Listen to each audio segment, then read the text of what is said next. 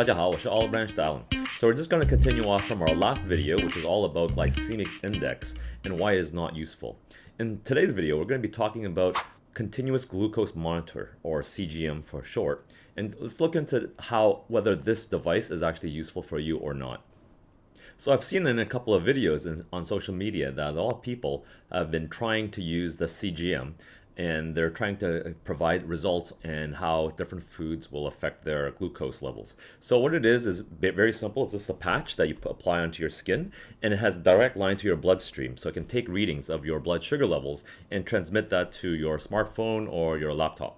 So traditionally, a CGM is worn by diabetics. So doctors would prescribe it to them, and then they would have to wear it because they have issues managing their sugar levels. So that device will give them readings to see if they have to do something immediately to change.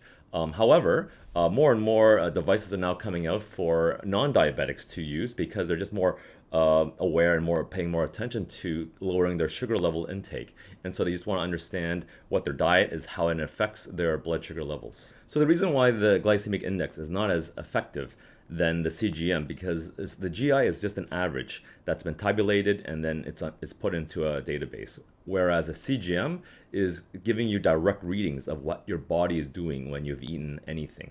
So this is why CGM is more personal, because it actually is telling you what your blood is doing.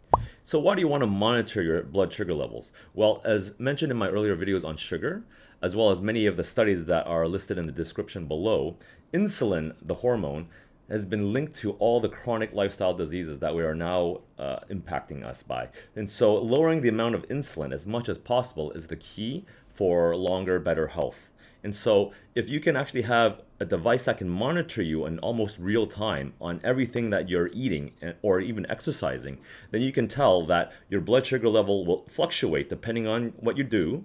And then as a consequence, you can actually manage how much insulin will be secreted by your body to capture that glucose. So it's a great tool for you to understand on what decisions and behaviors you do will directly impact your insulin levels. So if you had a certain meal that's high in carbohydrates and you see on your CGM that it spikes beyond 7.77, then that means that that meal is a little bit high on the carbs and the glucose, so that your bodies probably have to pump out a lot of insulin in order to capture all that glucose. So therefore, the results of that CGM tells you that maybe you should avoid that meal in the future or replace that carbohydrate with a more fibrous carbohydrate to see that maybe hopefully next time that spike doesn't happen. So in closing, guys, I just want you to know that I know this topic is a little bit more nuanced, and that it's for a lot of people who are really interested in knowing more about their blood sugar levels.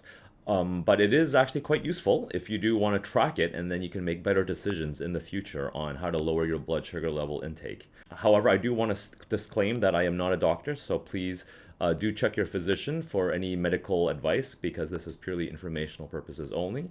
But even if you're not diabetic, having a CGM can still be useful in just tracking and just giving you more insight to make better decisions.